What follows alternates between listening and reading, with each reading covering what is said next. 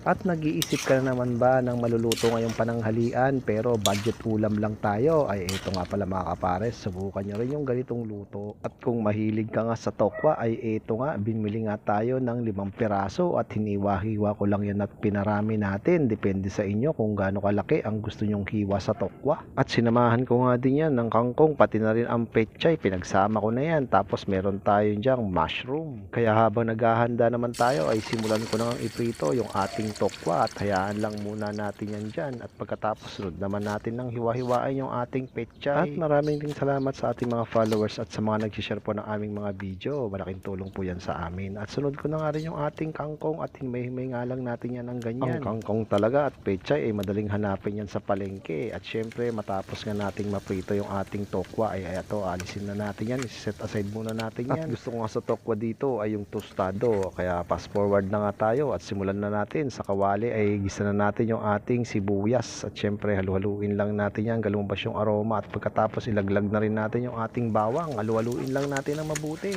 At saka naman ako naglagay dyan ng 1/4 cup ng toyo at tansyahan na nga lang yan mga kapares. At saka natin sunod yung ating malinis na water from Pasig River.